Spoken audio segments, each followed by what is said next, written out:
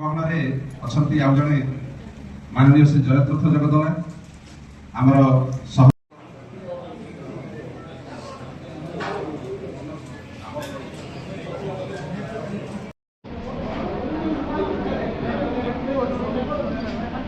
प्रत्येक वर्ष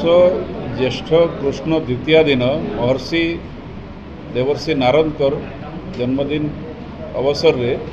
आमे नारद जयंती पालन करि थाउ। नारद जयंती रे आमे मुख्यतः आमर समाज रे जो माने सांबादिकता करुछन्ति समाज रो वार्ता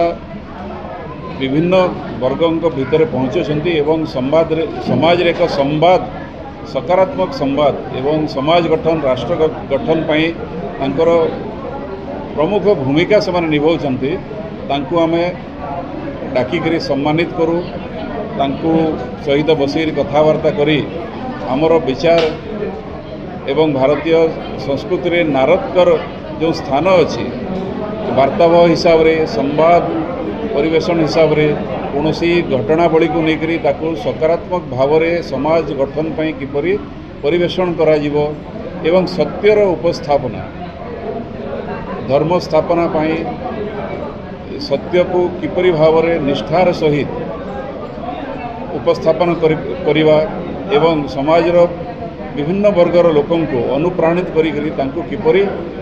समाज गठन रे समाने तांकर भूमिका निर्वाह करि परिबे सेति से एक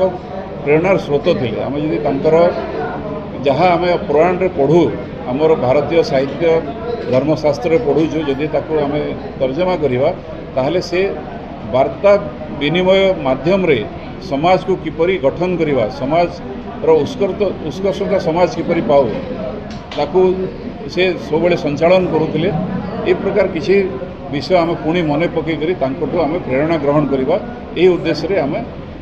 कार्यक्रम पालन करूँ एवं ये समय समाज आमर जो गणतंत्र चतुर्थ स्तंभ सांबादिक और सांबादिकता तांको मध्य समस्या मने पकांतु